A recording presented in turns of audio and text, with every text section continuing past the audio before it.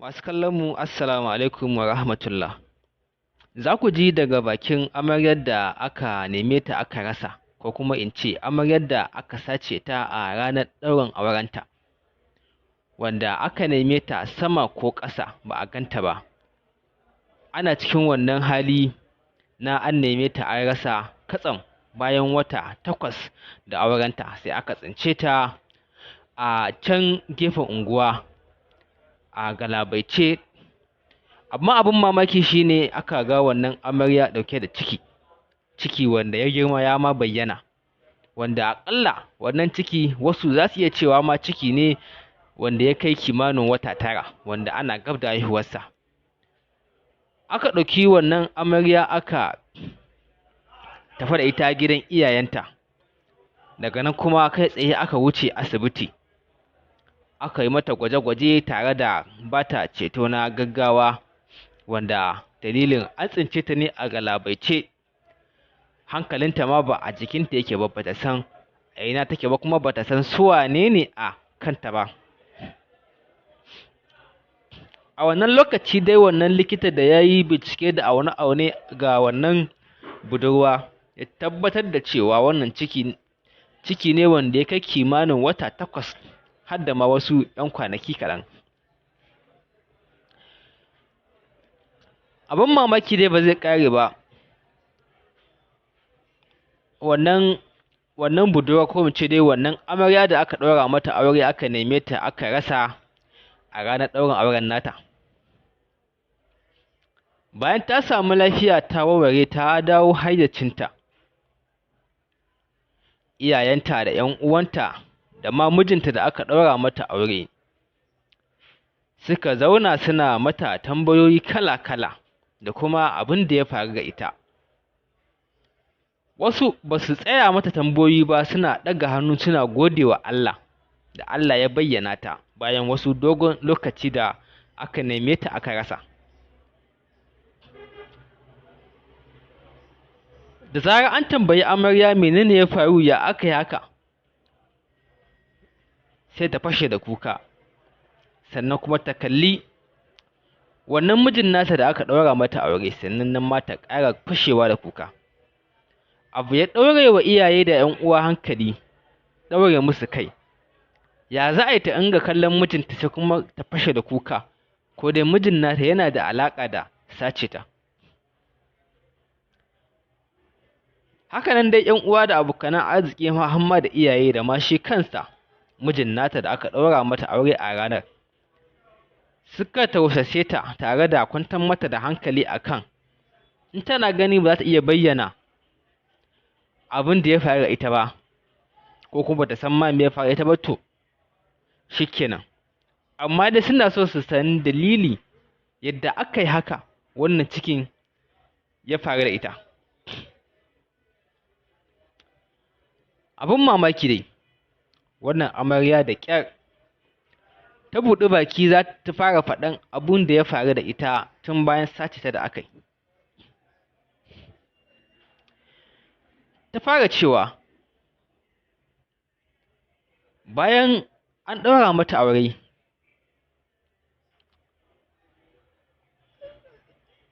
wanda ta yi da mijinta cewa zai turo mota domin a ɗauke ta a kai ta gidan iyayensa domin ta musu gaisuwa, sakamakon mahaifin mijin zai yi tafiya washe garin ɗaurin auren. Za a kai shi domin ya ganta, su gaisa, ta miƙa masa gaisuwa ta musamman. Daga nan kuma shikenan, ko da a ce bayan auren za ta dawo, za ta zo gidan iyayen mijin, to ba za ta ga uban ba saboda ya yi tafiya. Hakan ta faru, kawai aka ce mata ga mota nan an kawo, ta zo za a tafi. Ta shiga mota za a kai ta, tana tunanin cewa mijin ne ya turo da motar nan, tunda dama sun yi zai turo da mota domin a kai ta. Katsam ta shiga motar nan aka tafi da ita. tana lallaɓe cikin hijabi saboda kunya da kuma tsare mutuncinta na kada direba ma ya santa ko kuma ya ga fuskarta. Ta ga ana ta tafiya kuma ana ta gudu duk da cewa dai ƙofofin motar da wundunan duka suna rufe. Tana ɗaga kanta sai da ganta a babban titi ana ta share gudu da ita. Ta tambaya ta ce, ina kuma za a je?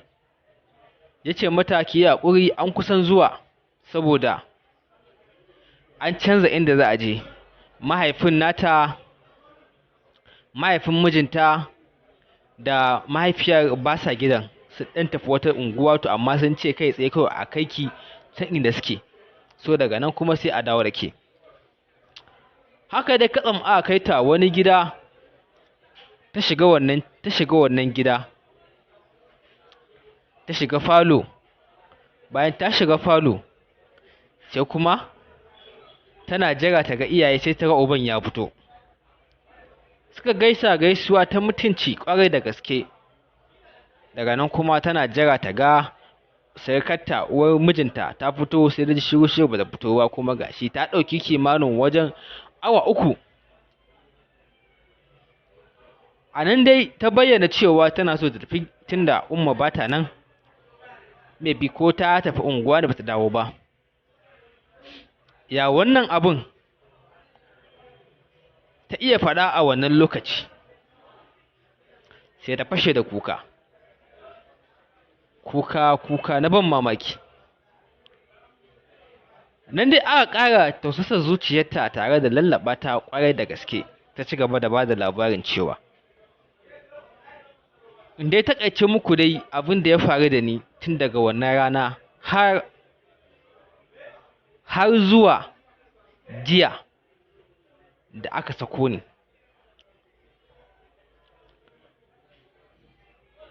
Kullun da kullun ta ƙara fashewa da kuka, tana shashshiƙa, sannan ta ce, mijina ka yi haƙuri, mahaifinka shi ya min ciki, mahaifinka shi ya maye gurbinka a wajena,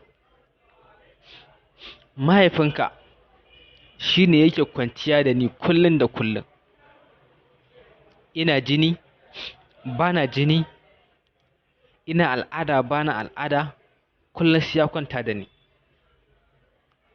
Wasu lokutan ma sau 3, musamman idan ba shi da inda zai je.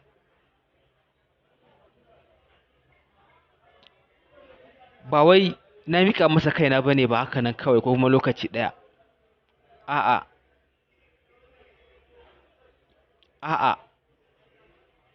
a farko dai ta ƙarfi da dole ya yi min abubuwan nan, ta ƙarfi da dole ya min.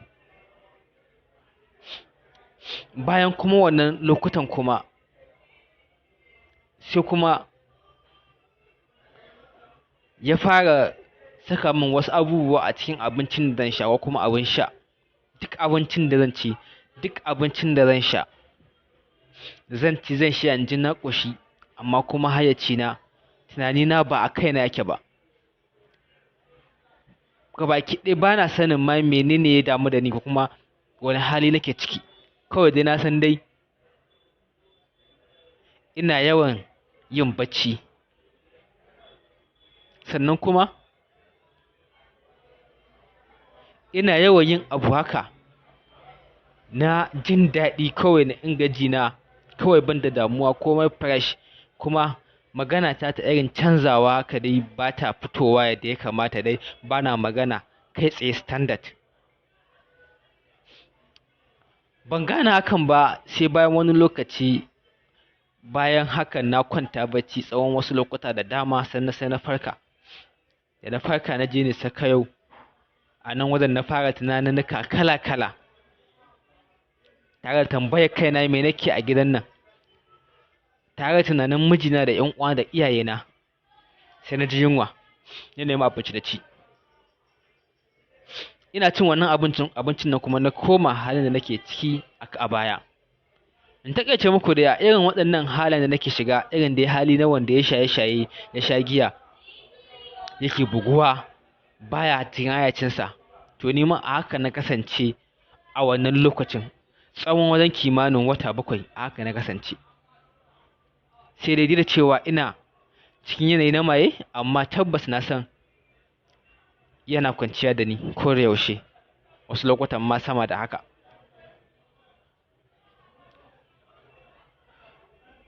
Ƙarshen taƙaicewa ma a jiya da aka fito da ni aka saka ni a but, a ranar ma sai da hakan ta faru da ni. Yanzu hakan ma ba ni da tsarki. Mijina ka yi haƙuri, wannan cikin na mahaifinka ne, cikin nan na mahaifinka ne. Ya sace ni tsawon shekara, tsawon wata 8 yana min fyaɗe, saboda baƙin mugunta. Amma ka yi haƙuri, kuma iyayena ku yi haƙuri, ƴan uwana ku yi haƙuri. Na san akwai abin da na ɓoye muku tun a baya ban bayyana muku ba. Tun lokacin da mijina ya kai ni gidan iyayensa domin mu gaisa, su san ni na san su, tun a wannan lokaci na fuskanci irin kallon da mahaifinsa yake min. Zuwa na biyu gidan kai tsaye ya bujo min, ya bayyana min cewa fa shi fa so yake aure ni fa, na bar ɗansa da ni da shi na dace, shi ya dace na aura. Mun yi rigingimu kala-kala da musayar maganganu da maganganu marasa daɗi a tsakaninmu, na ƙin amincewa da shi. Ban sani ba da wannan dalilin shine dalilin da yasa ya ɗauki alwashin yi min haka. Shine ci zarafi na, ya wulaƙanta ni. Allah isa, ba zan yafe ba. Allah ka saka min, Allah ka bi min haƙina. To Allah ya kyauta, Allah kuma ya ƙara kiyayewa wannan masifu da suke ta addabar al'umma, maza da mata, samari da 'yan mata, manya da yara, masu aure da mazawarawa da marasa aure da kuma gauraye, na lalacewar tarbiyya da kuma lalacewar zamani da kuma lalacewar mutanen cikin. Allah ubangiji ka tsare mu, ka kare mu. Wasu abubuwan ma an ka ji za ka ji abin al'ajabi da ban haushi da ma ban takaici da suke faruwa a waɗannan abubuwa da dama. Wasu abubuwan ma suna faruwa ne ba tare da mun san hakan ta faru ba, amma wasu abubuwan kuma 'yan kaɗan ne suke faruwa, kuma Allah ya sa mu samu labari domin mu kawo muku, domin ku ji muku sanya take faruwa a duniya gabaki ɗaya. Kada ku manta kuna kallon wannan bidiyo ne a Magana Ɗaya TV, wanda suke nishaɗantarwa, ilmantarwa da ma kuma faɗakarwa, sannan kuma wasu lokutan ma har da wa'azantarwa, sannan kuma suke zaƙulo muku labarai da duminsu wanda suke faruwa a sassan ƙasashe daban-daban. Da wannan nake cewa sai mun sake haɗuwa a wani sabon shirin.